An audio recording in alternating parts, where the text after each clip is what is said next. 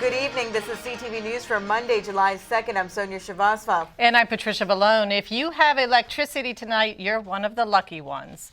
It's day 3 of cleanup after Friday night's massive storm. The region is slowly rebounding, but many are still without electricity, and trees and power lines are scattered across the area. At least 7 people were killed as a result of the storm, including one Maryland resident. We went out to College Park this morning, where numerous locations were roped off, deemed too dangerous to cross. Friday night's storm that ripped through much of the region has been classified as a derecho, from the Spanish word for straight. The violent windstorm wreaked havoc along a rather straight-line path that included areas of College Park. We had crews in starting at 12:30 a.m. Saturday, going through and clearing trees that blocked streets and getting the streets open. We still have about 8 or 9 areas where there are still trees, and the reason being is there are Pepco lines down. Until Pepco gets here with crews to get those lines deactivated and do their work, then we can finish that. This telephone pole was cracked in half at the intersection of 49th Place and Lackawanna Street, leaving downed wires in its wake. And just 2 blocks over, in the 9600 block of 48th Avenue, a tree fell on Jay Lowell's home, bringing down electrical lines and this transformer.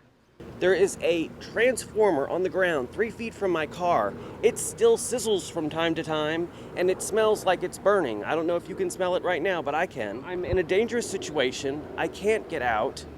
I don't know what to do, and I need help. Lowell says he's frustrated because he's been trying to reach Pepco for days. I've been on hold with Pepco for sometimes over 2 hours, and nobody will come out here. I've reported this about 15 times to Pepco since Friday when I was in the house. I have no power, I have no water, I have no electricity, and I have no phone.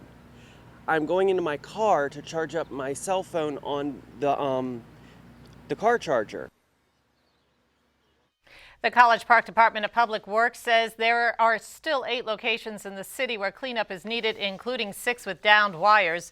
We called Pepco at 11:30 this morning to discuss Jay Lowell's situation.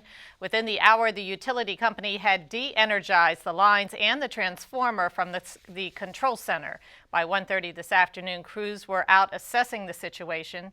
Pepco asked us to get the message out that any down lines are still considered live and to always stay away from that area. Well, as we've been reporting, hundreds of thousands of homes and businesses in the Washington region remain without power tonight.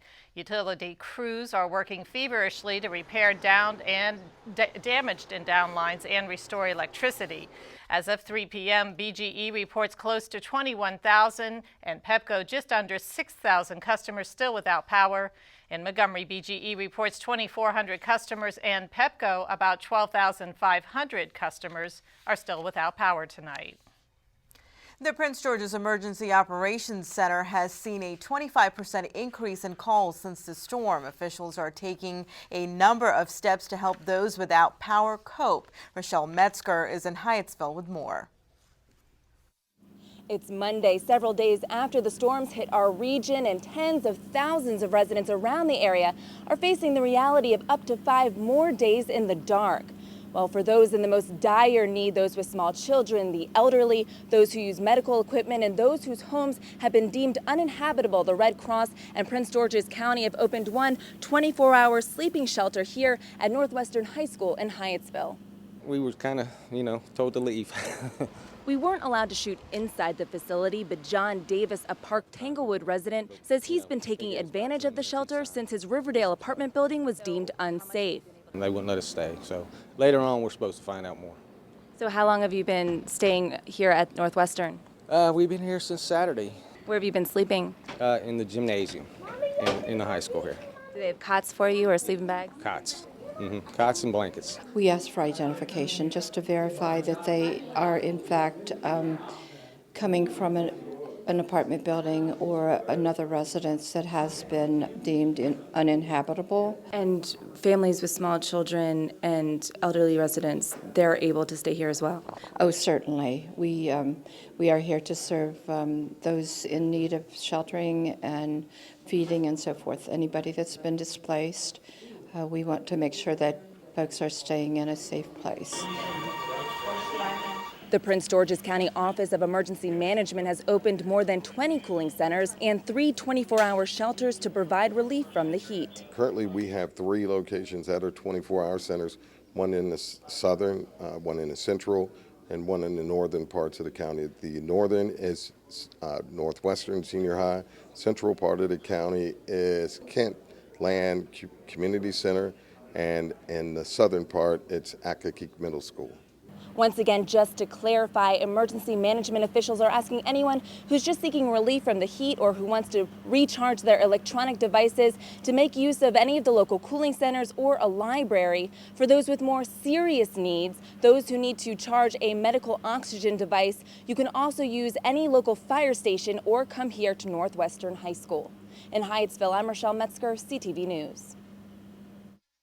And many of the cooling centers are park and recreational community centers, which are also hosting camps and other daily activities. A full list of locations and hours is available on the county website. The number to the Prince George's County Emergency Operations Center is 301-583-1950. Well, dozens of traffic signals are out. Officials are asking drivers to pay extra attention and treat these signals like a 4-way stop. Victoria Brinkley has more. At the intersection of Enterprise Road and Glendale Road, the congestion isn't too bad normally. Around rush hour at the end of the day, like coming home, it can get backed up a little bit, but this is going to make things a little ugly. Mark Branch says the fallen tree will add 10 minutes to his commute. That's 10 minutes is costly. This is kind of a shortcut going towards Greenbelt. You know, I work in Greenbelt, so it's going to be tough to commute.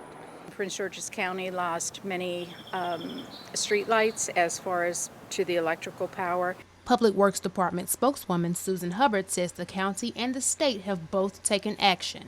We are working with the state, and the state is working diligently to get all of their traffic signals up. There are still 28 signals throughout Prince George's County that are maintained by the state that are not operational as yet. A big change for hopefully a short time. They have barricaded or blocked off left-hand turns. Those will not be allowed. Some of those intersections do have police officers there, and I understand this morning that the National Guard was at a few of them as well. So we got to bear with it the best we can, I guess, you know. Some don't know exactly when the power will come back on, but until then, drivers will just have to make do with the 3- or 4-way stop. In Bowie, Victoria Brinkley, CTV News. Now, there have been no fatal accidents reported because of the traffic light outages. Governor Martin O'Malley stopped by the Maryland Emergency Management Agency late this afternoon to give an update on statewide restoration efforts. O'Malley says that 60% of Marylanders affected by the storm have been restored. He says that 800 out-of-state crews are heading to Maryland this evening to start work tomorrow. He also says much of the state's storm damage occurred in Montgomery and Prince George's counties. And you are watching CTV News. I'm Sonia Srivastava. And I'm Patricia Vallone.